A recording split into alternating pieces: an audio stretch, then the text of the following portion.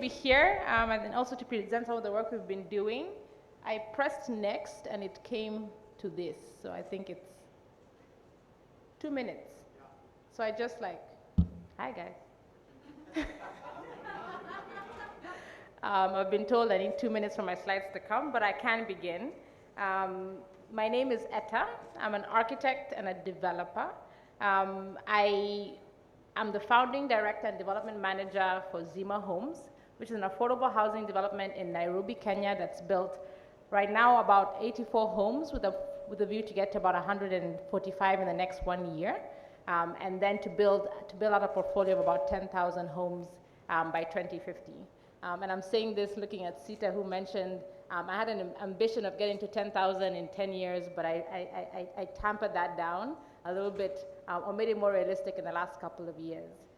For today's conversation or discussion, we're going to be talking about the gender agenda, or how we can integrate sustainable development with gender inclusivity. And because my slides are not up yet, I'll get to the second part of my presentation. I wanted to first take a quick poll in the room. Who here has lived in an affordable house?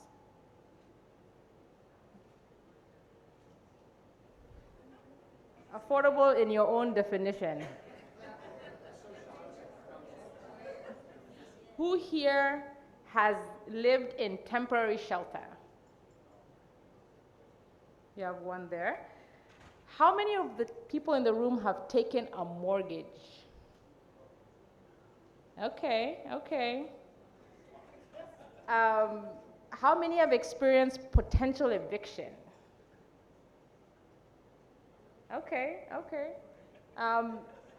The reason I'm doing this is because gender is one of the only things, and I'm saying maybe not the only, where I am an expert, not because I studied it, not because I have the technical expertise, not because, you know, I did women's studies or understood how the female macroeconomic works. It is because I am a woman in the industry that I'm basically considered somebody who can speak on this. And I think from my perspective, we need to begin to shift that lens or to shift that perspective. I'm not here because I'm a woman. I'm here because I understand how it is to work in this sector, in this development space as a woman, so I have some perspective. But we need to go beyond that. I think we need to think about the gender agenda as part of inclusivity in the development world. So how do we create a real estate sector or a housing sector which is inclusive to people who have either been traditionally marginalized and or people who did not initially feel they could access this. So we'll start from my first slide, which is basically saying my name is Etta. I'm here both as ISMMA Homes founding director and development manager, but also as a member of Women in Real Estate, which is an organization in Kenya that basically pushes the gender agenda for women in all real estate sectors. So it's both the technical professionals, real estate, architecture, development, engineers, and the like. And the president is here. Her name is Esther Segero. So I mentioned, I should start my timer now that my 2 minutes riffing is done. Yeah, so we're currently building 140 homes. They're selling from between $12,000 US to $35,000 US, so 1.5 million to about 4 million, and renting from 120 to about 300, so 15,000 to 30,000 US dollars. And as you can see, the main things we're currently about 80% complete and 80% sold in our first development. And I can proudly say that through it all, the most proud moment is right there at the top corner where we planted grass. The one thing that is value engineered in development is typically grass. Something happens to the open spaces in development, and being able to carry that through. Beyond that, we've tested several things. Not just sustainability, we're EDGE certified. You can see the sun shading. We have tried to integrate timber in the project in the way that is affordable but not exclusionary. You can see the sun shading and the duct screens. We've been pushing for having a % of open space that is protected. So protected green space in urban developments is important to prevent long-term flooding in an area. So even if it's just 5% open space to capture that stormwater, it needs to be integrated in a way that it then cannot become parking or hanging lines. So basically elevating your open green space so that it cannot be taken over by other uses in future. We have also been testing with a lot of alternative building technologies, but again, not so alternative that it's not making the deal pencil. We've worked with the beam, both prefabricated, so looking at beam and block systems to make our slab systems much more sustainable and much more scalable in the long run, trying to push suppliers and developers to be more green. So even if it's cement and concrete, how can we reduce the cement content in the development? We worked with Kwango Kwako, which is an interlocking concrete panel system. What's great about that, it's not just the smooth finish that prevented the need for excessive plaster and paint, but also it was 50 millimeters. So in a 30 square meter apartment, a 40 square meter apartment, having your internal partitions 50 millimeters and still have good acoustic qualities makes a great deal of difference in the development. And that's more integration of the timber. We basically, because of having a ground plus 4 mandate, so that we don't have to have a lift requirement, we innovated what we're calling a duplex. So it's a 2-bedroom duplex at 40 square meters, and they actually sold out, not because we thought that they would, we didn't think that the market would accept that, but because people like saying that they have a 4 million shilling duplex. So some things that we've been learning along the way is that you don't overestimate the market's capacity to aspire to better quality designs. We also worked with SolarisKit, which is an innovative solar hot water system that's based in the UK. That's basically a solar hot water system that takes less space on the roof, so that means it can work for urban environments. But that's not all the discussion. Today I'm talking about the gender agenda. And the mandate is to look at how do we realize sustainability through targeting opportunities for women in the delivery, management, ownership, and occupation of affordable housing. And the key thing here is that we need to step back from assuming representation is enough, or just saying there's 50%, or there's one person, there's a woman. We need to move towards seeing it as part of our value chain ecosystem. So we did this poll already, and the essence of the poll was for us to move, to really reflect on what do we mean when we want to include more female representation in the built environment. What does that mean? Who is in the deciding factor? And then reframing gender, the gender lens, as a way to basically, as a framework of creating inclusivity in the built environment. So it's not just about having more women, it's about having people of different economic classes. It's about integrating accessible design in our development so that people who are disabled can feel like they can participate in the conversation. It's about looking at different communities who typically do not work in urban environments, having access to these developments. So sustainability is a subset of inclusive development and housing. For me, I've had a maybe medium-length journey in the built environment. I'm not only just a registered and licensed architect in Kenya, I'm also a sustainable development expert. I have a master's in sustainable design and I'm an EDGE expert. But last year, I took 1 year off because I realized when you come to the table and you're advocating for inclusivity, sustainability, if you don't understand development finance, you will get value engineered out of the room.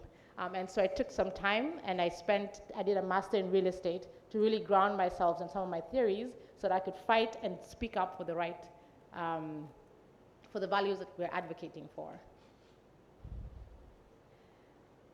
But again, I'm not here because I have not just the technical backing to understand real estate and development.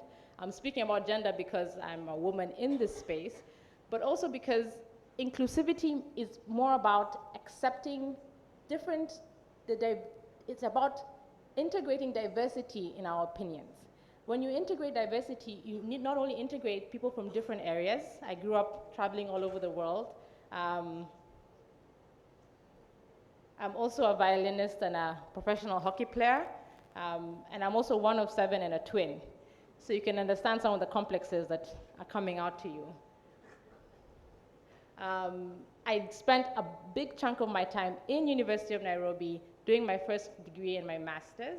But I also spent time trying to understand advocacy, policy. How do you integrate this to the wider public? How do you use the technical knowledge and pass it on to people who may not understand it technically?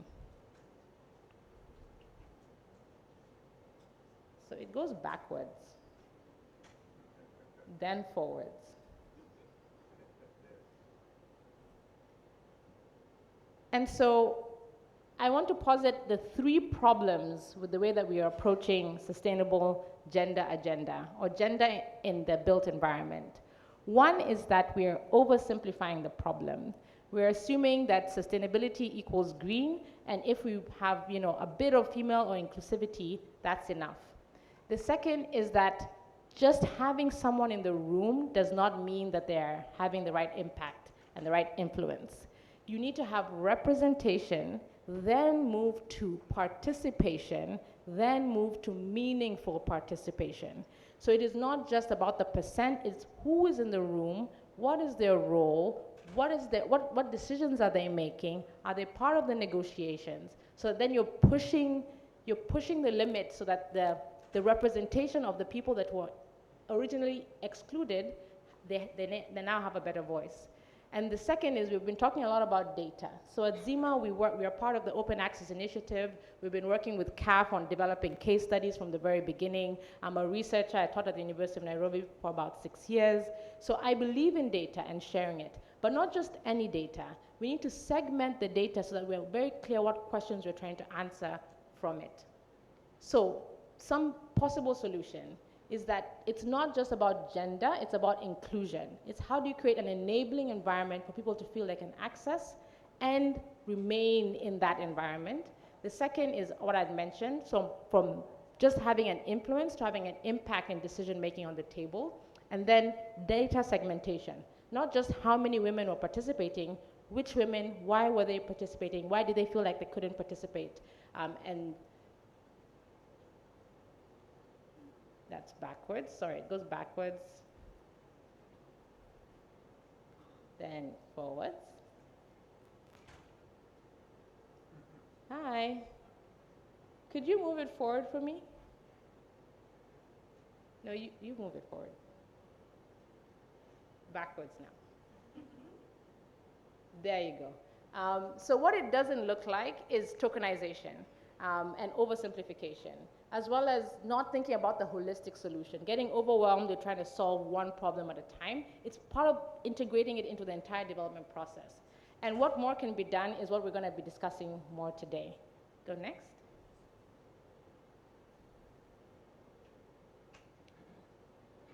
So the most important, we've been talking about this entire time, which is sustainability is not just one thing. It's not about green buildings. It's both environment, social, and governance.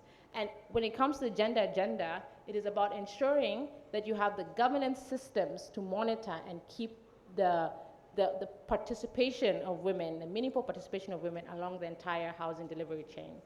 Go next. So here are some statistics. There are 12% female fund managers globally, 11% female architects registered in Kenya, 8% female engineers registered in Kenya, 15% contractors in Kenya, 3% of the construction workforce is female, and 2% in Kenya is property ownership. So all the land titles, 2% is on female ownership. So these statistics are recent, and all the movement that has happened is still not good enough. So if you go next. And there's 3 barriers. One is the barrier to entry, one is the barrier to stay, and one is the barrier to own. Many solutions are typically focused on trying to solve one of these 3. And I want to push this a little bit further, if you go next, to say that it's not just the individual spaces, like why are women not getting into some of these courses? Why are people not staying in the industry for a long time? It's the space in between.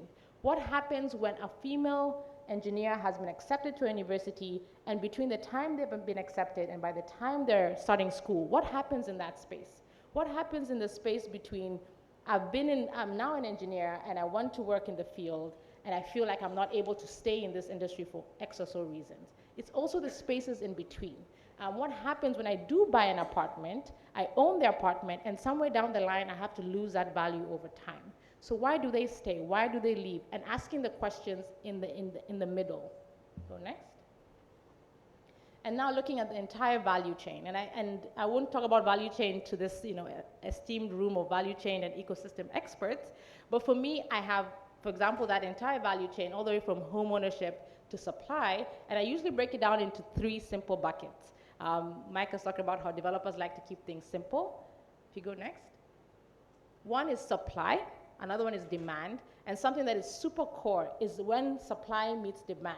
What happens in the interim? And again, in the gender agenda, if you go next, it's again, the issue is, yes, there's a little bit of working on offtake for female buyers. There's a bit of offtake working on the supply side. I'm a female developer, I'm standing in front of you. But what happens in this interim spaces? Who decides? Who's on the negotiating table? Who signs and who speaks? I can give some anecdotes from this. Not only my first time in AUHF, I sat on a table with a potential funder, and the first thing they said is, I know you've been looking for me, and the person is in this room. I know you've been looking for me, but you're a baby girl. What will you know about this industry? This was literally 3 years ago. And so for me, it's not just the ones who are here. We're preaching to the choir. It is the conversations and the sort of spaces that we create in the interim, the kind of encouragement that we create for people who are already in the space and want to stay for longer. I'm not as brave as our founding director to mention names, but maybe in 40 years I might. If you go next. Another one is about the data that we're collecting. And this is just an example of some of the ways we can improve. At ZIMA, we've been collecting data on female representation in our entire project lifecycle. From the supply side, you can simply say we have on the supply side, so the construction, you have 20% women, 70% men, that's an issue. You come to the demand side, the buyers, we're about 70% women owners, that's an issue. But if you push it a little bit further, if you go next, we can dig deeper. We can say, what is the construction worker's skill set? And say, okay, what are the different segments that are missing female representation and why? You'll find that you have a higher representation of female construction workers in the skilled and semi-skilled than in the non-skilled. But if you look at the entire construction life cycle, we don't need as many skilled as unskilled. So then maybe the intervention is dealing with unskilled labor and how do you empower that within the local community. Another part you can look at, okay, you have female and male buyers, but typically when you're doing developments, female and male buyers come in different forms. There's couples, there's different marital status, there's different reasons that people are buying. Many times buyers come and they put their purchase under their kids' names. And so it's about digging a bit deeper in terms of how is female representation being played out in the investment space and collecting that data. If you go next. Again, what is the age and gender distribution between the different unit typologies? And why are different unit typologies more attractive for different genders, different ages? And asking yourself, how do we then not just include more female representation, but include more accessibility for the different unit typologies that you're pulling out? On the ZIMA side, obviously it seems, the family sides units are more favorable to female investors who are signing their units up for their kids, but the other side, male investors typically try to get the highest yield units, especially if they're going to be using them for investments. So there's different things that we can extract from the development and from the data if we begin to segment it properly. Go next.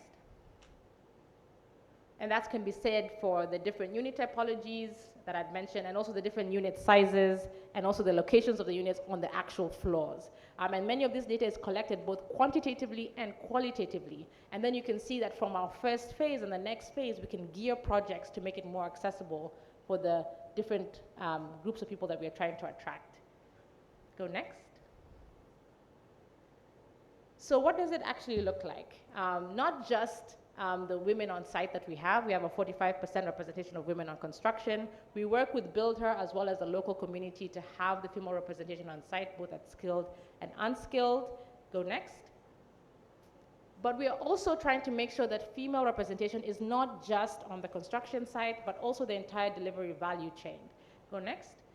So both from the architect, the developer, the buyer, the investor, the lender representation, the compliance, the architect, and the different worker skill sets. Go next. Similar to the sales, go next. Sales, investments, the security officer. So across the entire value chain, there's female representation. Another anecdote I can share is 3 weeks ago, our site stores, there was a slight theft, and don't panic, in construction that's not a big deal, don't worry. It was slight, it was tiny. But the worst thing that happened is one of the foremen was accused of the theft, and the day before, the store manager, who's a female, reported it, the foreman and 1 or 2 of the other construction workers threatened her.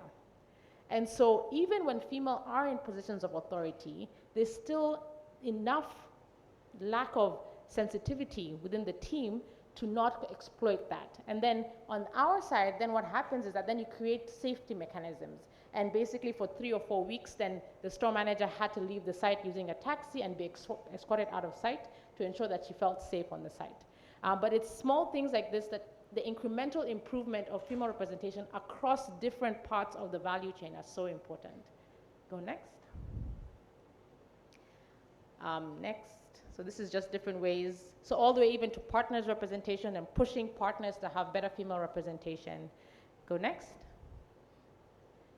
Next, and community development work and having students coming to site who are well represented so that they can also get the training that they need. Next.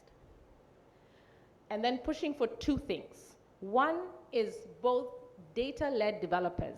So when we're looking at issues when it comes to affordable housing, we need to have developers who are willing to collect the right data to inform the decisions that are being made at policy level.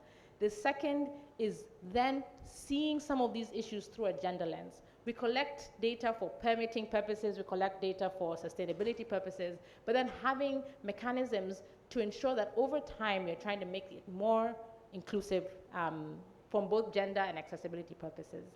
Go next.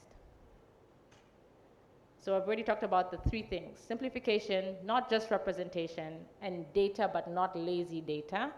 And I will end with an anecdote. Go next. The next one. When we came to that site, you'll see at the very top, that's what we found. We also found a beautiful avocado tree. And the entire 3 years of construction, trying to make sure that this avocado tree does not get cut has been one of the most difficult things. Imagine that. And I'm the developer, I'm the founder, I'm the owner. I go to Harvard and I basically have to have spies taking photos of this tree.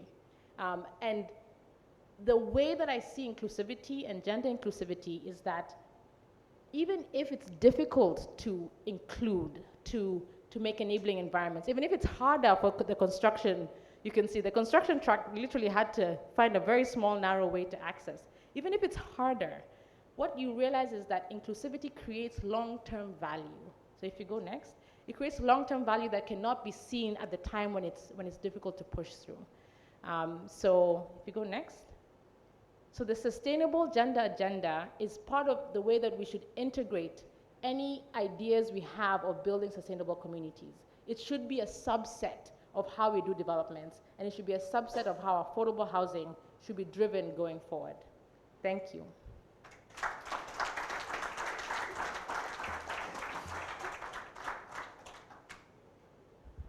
Etta, thank you so much. Thank you. It really does.